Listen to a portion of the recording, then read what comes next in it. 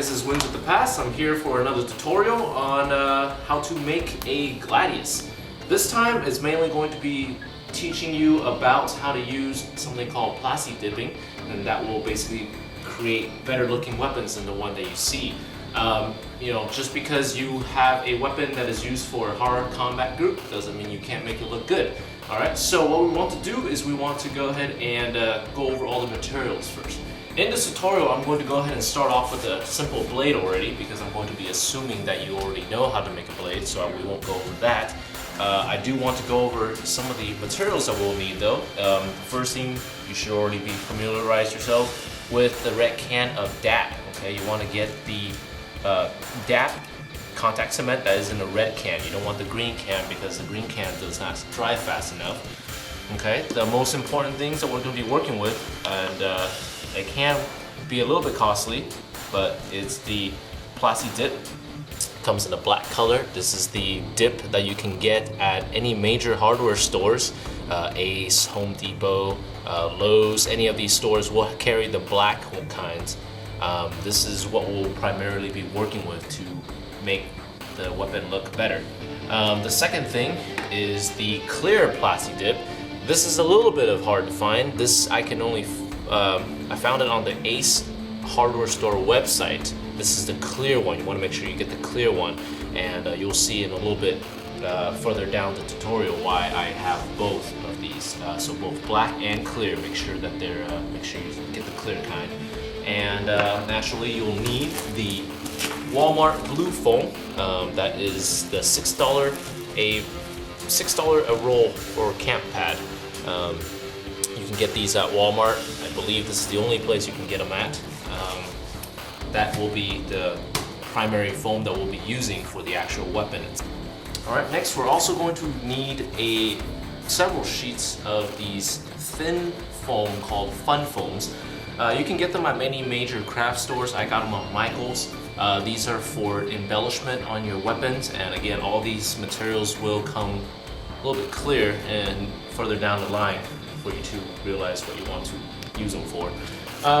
So that will be basically it. Oh, and because of the Gladius design, we're going to need a sphere foam. I use a dog chew toy. Obviously, you might have your own way of making something like this, but essentially our finished product is going to look something like this. This is a heavy contact weapon. You can use that at any major heavy fighting groups such as Bellegarde or DAG. But essentially, this is my take on a Gladius. So you'll have the crossguard that is embellished, and also the pommel, which is what we'll be making. As far as the blade itself, again, I'm going to assume that you already know what you're doing when it comes to the blade. So I'm basically going to show you how to use Plastidip to make a crossguard and a pommel that will look really good. Alright, so to get started, I've already got a few things set up here. Basically, what we want to do is we want to start making the crossguard. The way that I want to look is something like this. I had already cut out a pattern with cardboard, and what I want to do is I want to trace 4 pieces of it on these blue foam, and I cut out 4 different pieces of it.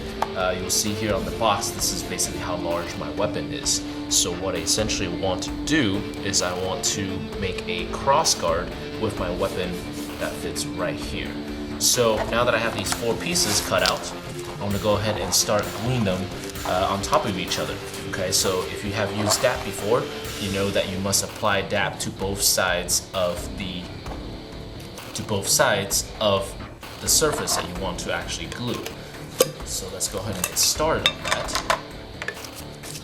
So I simply put DAP on the 2 surfaces, like so.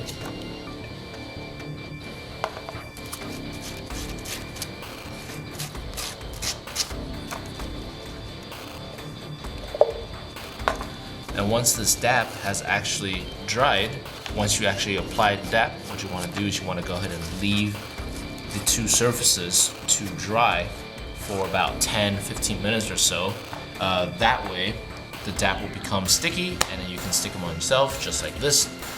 I have already placed the DAP on these, so now I'm going to go ahead and just glue the 2 surfaces together.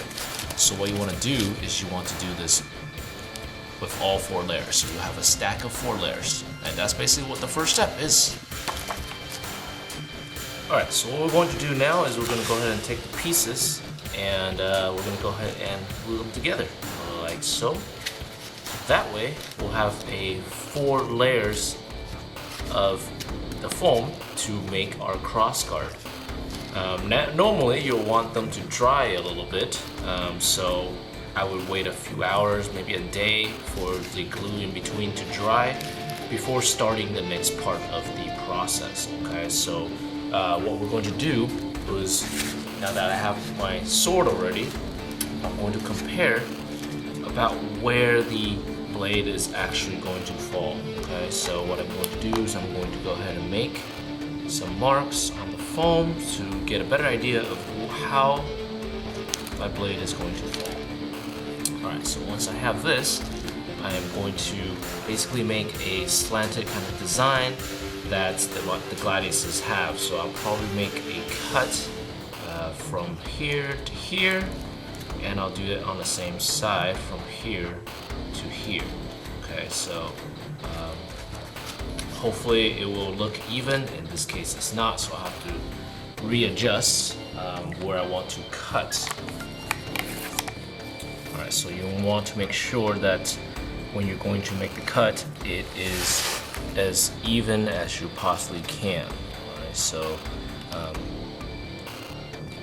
if you are a meticulous person, this will help you a lot.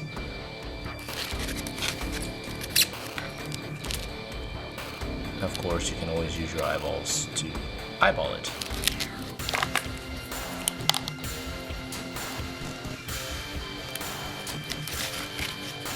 Alright, so that's about even.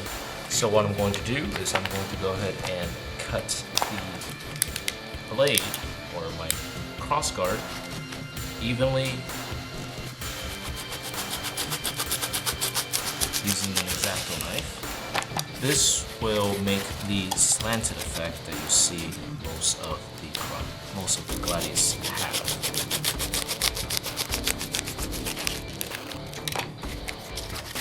Alright, so you should end up with something like this. That will be the base for our crossguard.